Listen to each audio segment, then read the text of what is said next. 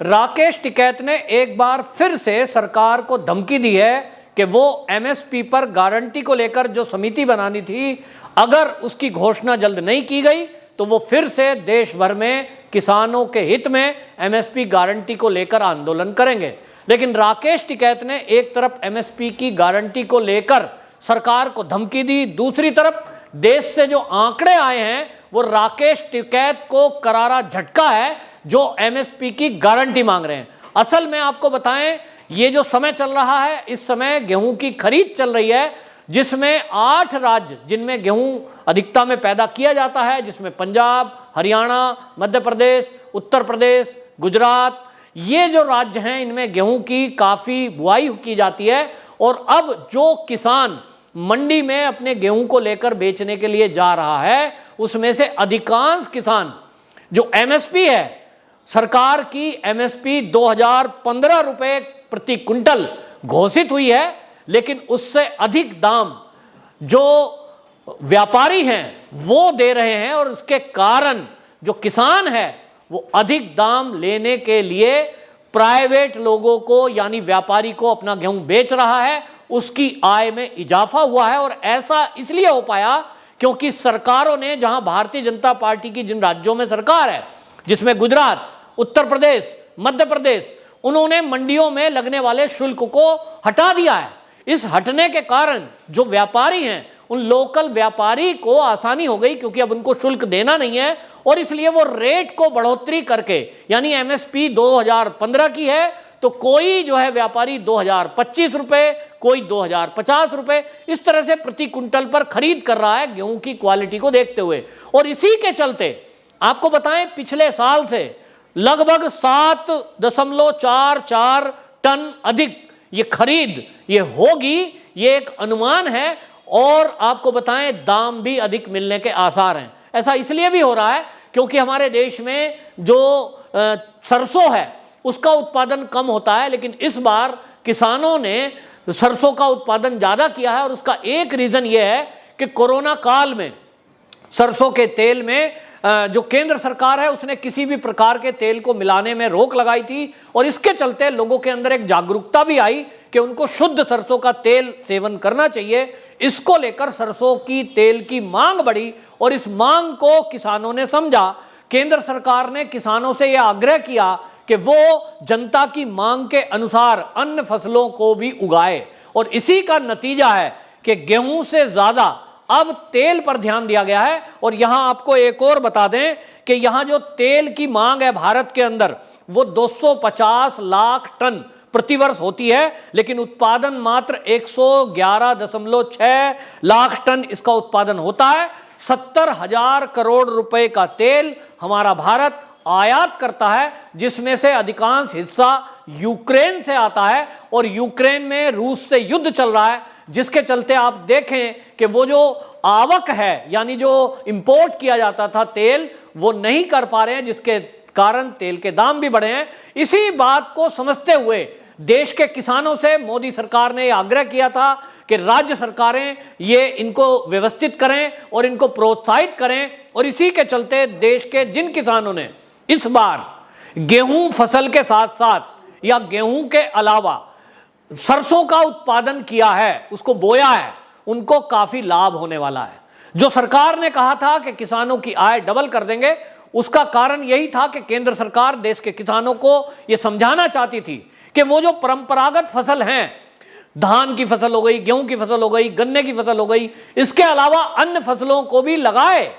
जिसकी दुनिया में मांग है। और अब यह सिद्ध हुआ है कि अगर आप 70,000 करोड़ रुपए का इंपोर्ट यूक्रेन से तेल के लिए करते हैं तो हमारे भारत में क्या जमीन कम है? निश्चित रूप से नहीं। और इसीलिए देश के किसानों ने यह तय किया और इसलिए व्यापारियों ने भी इस मूड को समझा कि जब दो देशों के अंदर युद्ध चल रहा हो, ऐसी कंडीशन में भारत पूरी दुनिया में ये आपूर्ति करने के लिए एक बड़ा एक्सपोर्टर हो सकता है। हम देख रहे हैं श्रीलंका की हालत क्या है, वहां भी भारत की तरफ वो मदद की गुहार कर रहे हैं। और ऐसे में अगले आने वाले दिनों में यदि भारत दुनिया के ऐसे कई देशों को जहां उनका जो उत्पाद है वो कम है, फसल का, गेहूं का, धान का, तो भारत से एक्सपोर्ट किया जाएगा और निश्चित रूप से इसका फायदा उन लोगों को मिलेगा जिनके पास ये फसल स्टोर होगी। तो सरकार के पास भी जो इसके लिए उन्होंने एफसीआई के गोदाम बना के रखे हैं,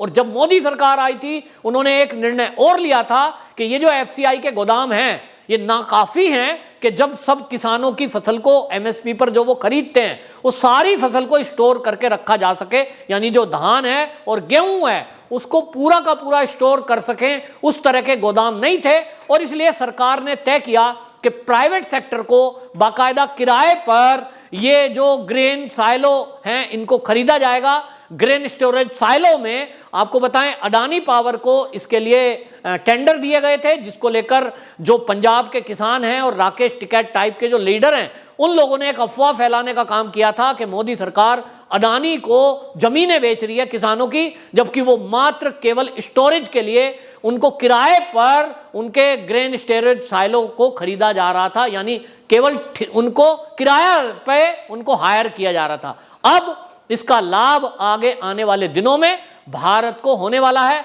भारत के किसानों को होने वाला है। मैं आपको बताऊं कि एमएसपी पर 3 अप्रैल तक के जो आंकड़े हैं उसमें अभी तक 34,917 मीट्रिक टन गेहूं खरीदा गया है, और जो आंकड़े अभी तक आए हैं उस आंकड़े के तहत मैं आपको बताऊं मध्य प्रदेश की अगर मैं बात करूं तो वहां अभी तक कुल जो आवक मंडियों में हुई है गेहूं की वो 18.52 लाख टन हुई है, और उसमें मात्र सरकारी जो एमएसपी पे खरीद हुई है 1.45 लाख टन केवल सरकारी खरीद है। अब आप समझ सकते हैं कि कुल जो गेहूं आया है मंडी में वो 18.52 लाख टन आया है, लेकिन सरकार को जो लोगों ने किसानों ने दिया है वो मात्र 1.45 लाख टन दिया है। ज्यादातर हिस्सा इसका जो गया है लगभग 17 लाख टन जो गया है वो प्राइवेट लोगों ने खरीदा है। अब आप समझिए, जो एमएसपी पर गारंटी की बात कर रहे थे, जो राकेश टिकैत जैसे नेता ये कह रहे थे कि सरकार सारा गेहूं खरीदे, अब आप समझ रहे हैं कि सरकार ने जब टैक्स घटा दिया है मंडी का उसके बाद किसान अपनी मर्जी से एमएसपी पर सरकार को नहीं दे रहे हैं क्योंकि उनको रेट प्राइवेट लोग ज्यादा दे रहे हैं। यह है बदलाव। इसी तरह उत्तर प्रदेश की अगर बात करूं 20,382 टन ये कुल आवक हुई है मंडी में, जिसमें सरकार को जो बेचा है किसान ने वो 382 टन बेचा है कुल, बाकी 47,000 टन व्यापारियों ने खरीदा है। ये बहुत बड़ी खरीद उत्तर प्रदेश से अभी तक हुई है। इसका मतलब साफ है कि किसान को फायदा हो रहा है। जो गवर्नमेंट का रेट है 2015, जो किसान को लगता है कि एमएसपी पर उसको देना है, उसका सौदा नहीं पट रहा है व्यापारी से, वो सरकार को दे रहा है। और नहीं तो जिसके गेहूं की क्वालिटी अच्छी है और वो चाहता है कि थोड़ा व्यापारी से उसके संबंध है तो वो व्यापारियों को दे रहे हैं, यानी लाभ। जब 2 मार्केट में लोग आ गए, एक व्यापारी आ गया, एक सरकार का रेट है। अभी तक ये होता था कि व्यापारी एमएसपी रेट से कम दाम देते थे, जिसके कारण ज्यादातर किसानों में ये होड़ होती थी कि वो अधिक से अधिक एमएसपी के दाम पर सरकार को अपनी फसल को बेचे। लेकिन अभी उल्टा हो रहा है कि सरकारी जो खरीद है उनको लोग नहीं दे रहे हैं और व्यापारियों को अपना गेहूं दे रहे हैं। इसी तरह हरियाणा की बात करूं तो वहां 148 लाख टन गेहूं आया है, जिसमें 45,000 टन केवल सरकार को लोगों ने बेचा है। इसी तरह पंजाब की अगर बात करूं 13,224 टन गेहूं कुल टोटल आया है, जिसमें 5,941 टन सरकार को लोगों ने बेचा है। अब सवाल यह है कि जब किसान अपना लाभ देखते हुए व्यापारी को सीधा ज्यादा कीमत में गेहूं बेच रहा है तो सरकार को एमएसपी पर जो गेहूं का लक्ष्य रखा है, जो साल में चाहिए होता है, वो फिर कौन बेचेगा। और इसलिए ये मोदी सरकार की वजह से हुआ है कि अब सरकार को भी जब लेना पड़ेगा ये गेहूं तो एमएसपी या तो बढ़ानी पड़ेगी या तो उसे व्यापारी से खरीदना पड़ेगा। दोनों कंडीशन में किसान का फायदा है, क्योंकि किसान को सरकार रेट ज्यादा दे या व्यापारी, उसको तो लाभ से मतलब है। और इसी तरह आपको बता दें, जो अभी तक का खरीद हुई है उस सब में जो खरीफ की मार्केट में जो सीजन में 2021-22 में हुई है, वो धान की जो खरीद हुई है वो 750.29 लाख मीट्रिक टन ये धान खरीदा गया है जब, और इसके लिए 108 लाख किसानों ने एमएसपी पर अपनी धान की फसल को बेचा है। इसके लिए आपको बताएं अभी तक 2020-21 में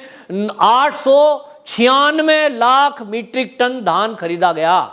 ये पिछला आंकड़ा है। अब ये बता रहा है कि ये जो किसान नेता बनकर किसानों को भड़काने का काम कर रहे थे, इनकी चाल अब कामयाब होने की नहीं है। और राकेश टिकैत जो धमकी दे रहा है सरकार को कि एमएसपी पर गारंटी के लिए कमेटी बनाइए, उसमें जो 3 नाम है उसमें नाम डिक्लेयर करिए और क्या क्या कंडीशन होंगी, ये अब बौखलाहट भरे बयान है। जनता को समझ में आ गया है कि सरकार उनके हितों को ध्यान रख रही है। जिस तरह से सरकार ने अपने बीजेपी शासित राज्यों में मंडी का शुल्क हटाया है, इसका सीधा लाभ किसानों को मिल रहा है और किसानों को एमएसपी से ज्यादा दाम व्यापारी दे रहा है। तो उसके पास 2 ऑप्शन आ गए कि वो व्यापारी को अपनी फसल बेचे या तो सरकार को बेचे, यानी एमएसपी से नीचे की खरीद का तो मामला बनता ही नहीं है। और यहां आपको यह भी बता दूं कि रूस और यूक्रेन के युद्ध के बीच जिस तरह की डिमांड अभी वहां से फसल की आनी है, अभी कई देशों से, और इस तरह की अगर स्थिति बनी तो भारत के अंदर जो भी फसल पैदा हो रही है इसके एक्सपोर्ट के चांस ज्यादा बढ़ेंगे। और आने वाले दिनों में तेल की कीमत जिस तरह से बढ़ रही है, तो यह भी है कि भारत के अंदर किसानों को अब सरसों और उसके अलावा और फसल बोने पर लाभ ज्यादा मिलने जा रहा है। जो भी ये फैसले केंद्र के हुए हैं जिससे लाभ किसान को मिल रहा है, इसके चलते भारत का किसान खुश है। जिन्होंने गेहूं की फसल को बोया है वो खुश है। राकेश टिकैत केवल अपनी बौखलाहट में बयानबाजी कर रहे हैं जिसकी तरफ अब कोई किसान देखने वाला नहीं है। वंदे मातरम।